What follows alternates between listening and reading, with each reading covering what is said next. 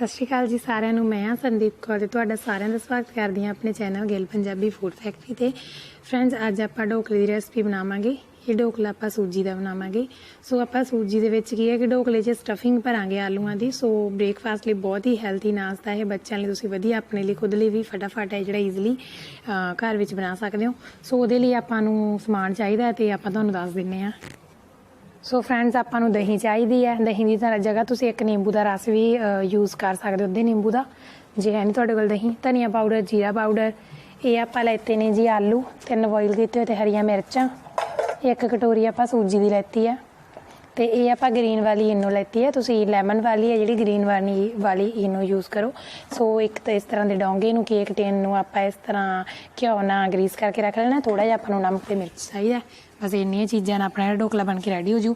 ਤੇ ਇੱਧਰ ਫਰੈਂਡਸ ਆਪਾਂ ਜਿਹੜੀ ਇਹ ਕੜਾਈ ਹੈ, ਕੜਾਈ ਦੇ ਵਿੱਚ ਆਪਾਂ ਜਿਹੜਾ ਇਹ ਵਾਲਾ ਸਟੈਂਡ ਹੈ ਨਾ, ਦੇਖੋ ਇਹ ਸਟੈਂਡ ਕੇਕ ਬਣਾਉਣ ਲਈ ਯੂਜ਼ ਕਰਦੇ ਆ।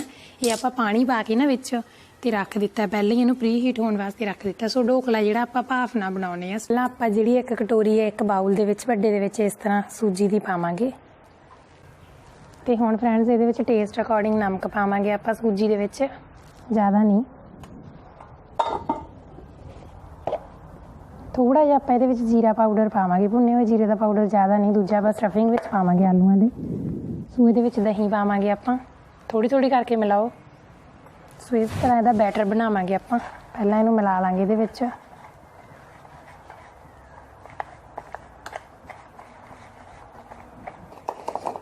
ਹੁਣ ਫਰੈਂਡਸ ਇਸ ਤਰ੍ਹਾਂ ਆਪਾਂ ਇਹਦੇ 'ਚ ਦਹੀਂ ਮਿਲਾ ਲਈਏ। ਹੁਣ ਆਪਾਂ ਥੋੜਾ ਜਿਹਾ ਪਾਣੀ ਮਿਲਾਵਾਂਗੇ, ਜ਼ਿਆਦਾ ਨਹੀਂ।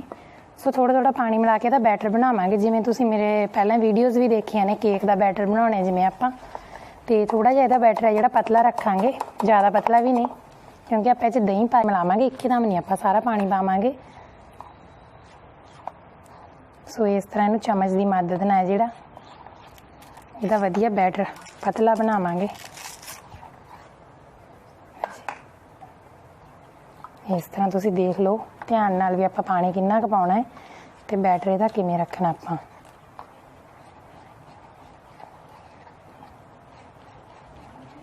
ਇਸ ਤਰ੍ਹਾਂ ਚੰਗੀ ਤਰ੍ਹਾਂ ਚਮਚ ਦੀ ਮਦਦ ਨਾਲ ਮਿਲਾ ਲਓ।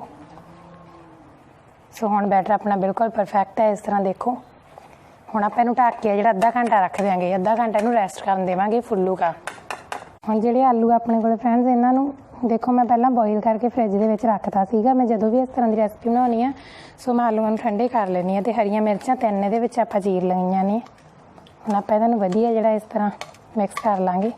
ਫਰੈਂਡਸ ਇਹਦੇ ਵਿੱਚ ਆਪਾਂ ਨਮਕ ਐਡ ਕਰਾਂਗੇ ਟੇਸਟ ਅਕੋਰਡਿੰਗ। ਤੁਸੀਂ ਬਸ ਥੋੜ੍ਹਾ ਜਿਹਾ ਧਿਆਨ ਰੱਖੋ ਵੀ ਜਿਹੜਾ ਆਪਾਂ ਬੈਟਰ ਬਣਾਇਆ ਨਾ ਢੋਕਲਾ ਬਣਾਉਣ ਵਾਸਤੇ, ਉਹਦੇ 'ਚ ਵੀ ਨਮਕ ਐਡ ਕੀਤਾ।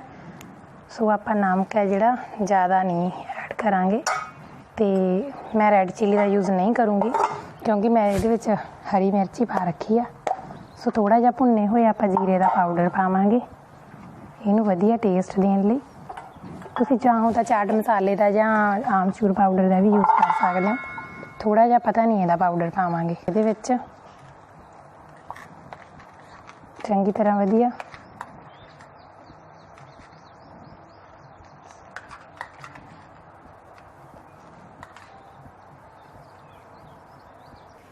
ਤੇ ਫਰੈਂਡਸ ਹੁਣ ਆਪਾਂ ਇਸ ਤਰ੍ਹਾਂ ਡੋਂਗੇ ਦੇ ਵਿੱਚ ਜਿਹੜਾ ਘਿਓ ਪਾ ਲਿਆ। ਸੋ ਘਿਓ ਨਾਲ ਇਹਨੂੰ ਵਧੀਆ ਗਰੀਸ ਕਰ ਲਾਂਗੇ। ਇਹਦੇ ਨਾਲ ਕੀ ਹੋਊਗਾ ਕਿ ਜਿਹੜਾ ਢੋਕਲਾ ਇਹਦੇ 'ਚ ਚਿਪਕਣਾ ਨਹੀਂ ਤੇ ਜਦੋਂ ਆਪਾਂ ਇਹਨੂੰ ਕੱਢਾਂਗੇ ਪੱਕਣ ਤੋਂ ਬਾਅਦ। ਸੋ ਹੁਣ ਆਪਣੇ ਬੈਟਰ ਨੂੰ ਅੱਧਾ ਘੰਟਾ ਹੋ ਚੁੱਕਿਆ ਫਰੈਂਡਸ। ਇਸ ਤਰ੍ਹਾਂ ਦੇਖੋ ਵਧੀਆ ਫੁੱਲ ਚੁੱਕਿਆ ਇਹ ਵਧੀਆ। ਹੁਣ ਫਰੈਂਡਸ ਇਸ ਤਰ੍ਹਾਂ ਬੈਟਰ ਆਪਣਾ ਦੇਖੋ ਫੁੱਲ ਚੁੱਕਿਆ ਵਧੀਆ, ਤੁਹਾਨੂੰ ਦਿਖ ਰਿਹਾ ਹੋਊਗਾ। ਇਸ ਤਰ੍ਹਾਂ ਵਧੀਆ ਫੁੱਲ ਕੇ ਵਧੀਆ ਬਣ ਚੁੱਕਿਆ ਇਹ। ਸੋ ਹੁਣ ਇਨੋ ਪਾ ਦਿਆਂਗੇ ਇਹਦੇ ਵਿੱਚ ਆਪਾਂ। ਜਿਹੜਾ ਇਨੋ ਦਾ ਰਿਐਕਸ਼ਨ ਹੁੰਦਾ ਫਰੈਂਡਸ ਫਟਾਫਟ ਸਟਾਰਟ ਹੋ ਜਾਂਦਾ। ਸੋ ਆਪਣਾ ਬੈਟਰ ਹੈ ਜਿਹੜਾ ਫਟਾਫਟ ਫੁੱਲਣਾ ਸਟਾਰਟ ਹੋ ਜਾਊਗਾ। ਤੇ ਫਰੈਂਡਸ ਹੁਣ ਆਪਣਾ ਬੈਟਰ ਇਸ ਤਰ੍ਹਾਂ ਫੁੱਲ ਚੁੱਕਿਆ। ਹੁਣ ਆਪਾਂ ਕੋਈ ਦੇਰੀ ਨਹੀਂ ਕਰਨੀ ਤੇ ਫਟਾਫਟ ਇਹਦੇ ਵਿੱਚ ਡੋਂਗੇ 'ਚ ਪਾ ਦੇਣਾ ਇਸ ਤਰ੍ਹਾਂ।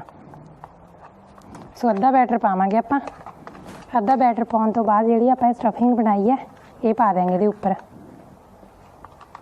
ਇਸ ਤਰ੍ਹਾਂ ਵਧੀਆ ਚੰਗੀ ਤਰ੍ਹਾਂ।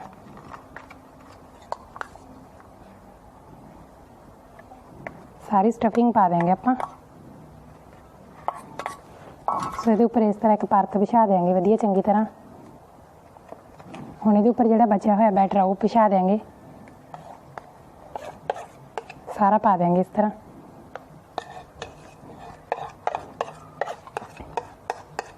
ਸੋ ਇਸ ਤਰ੍ਹਾਂ ਚੰਗੀ ਤਰ੍ਹਾਂ ਇਹ ਵਧੀਆ बन चुके हैं। हुण आपां इनूं इस तरह टैप कर देंगे थोड़ा जिहा,